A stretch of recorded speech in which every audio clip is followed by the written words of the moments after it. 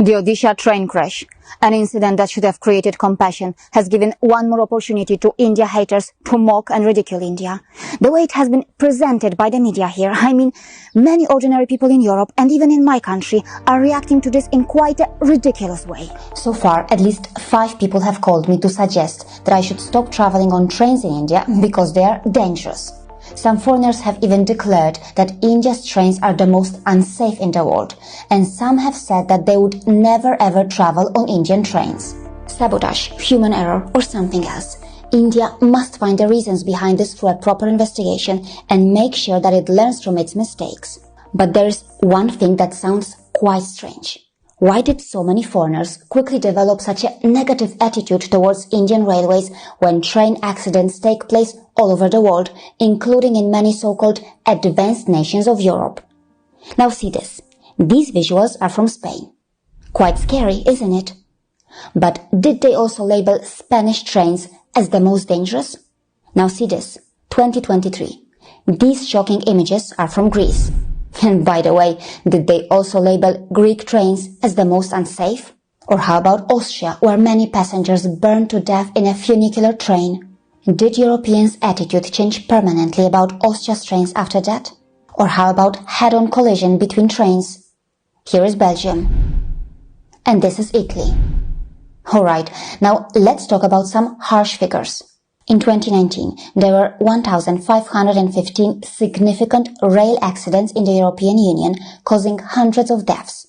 And as you can see here, in just 11 years, there have been more than 20,000 significant rail accidents, more than 10,000 deaths, and more than 9,000 serious injuries.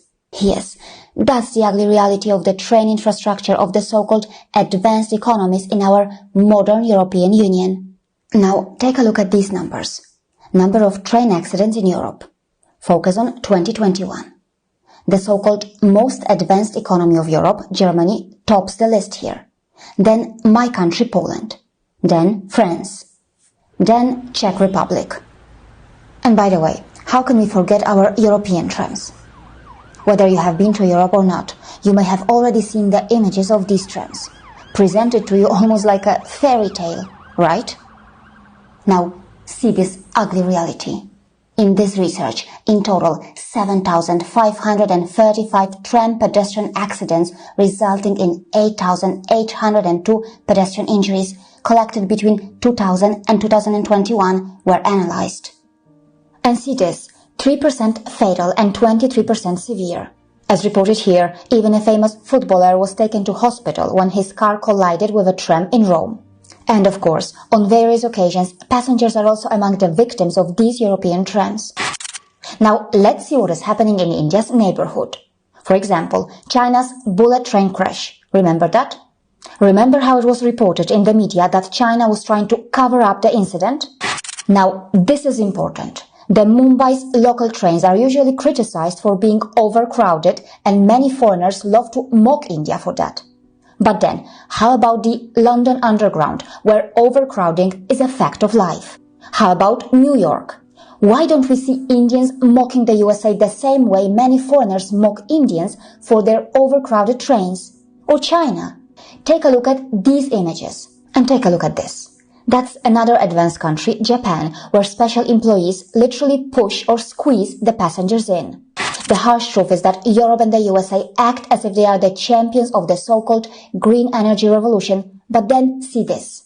When it comes to railway electrification, as shown here, India performs better than Europe and the USA.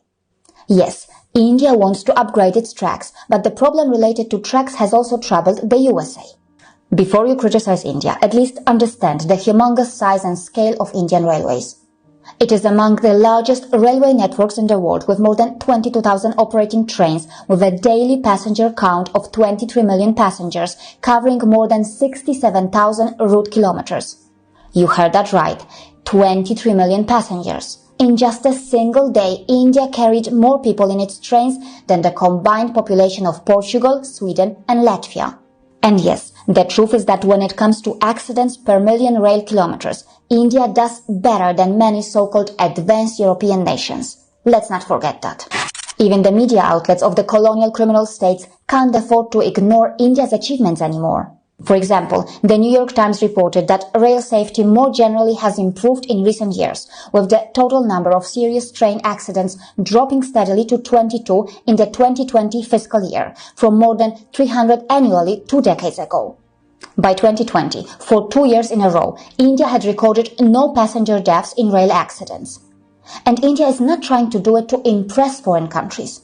It is just trying to make trains safer and better for its people.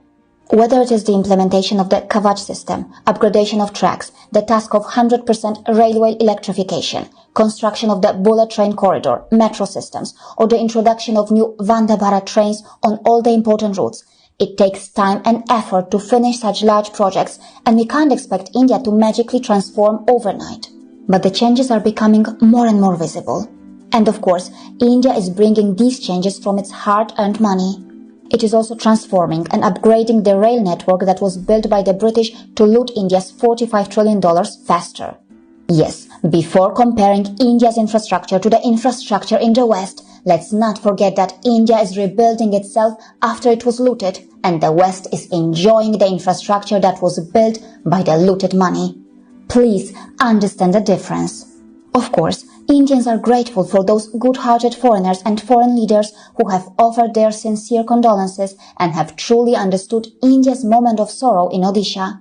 Tragedies happen everywhere, but on various occasions, the way Western media presents India's tragedies seems to be more about serving their own nefarious agenda.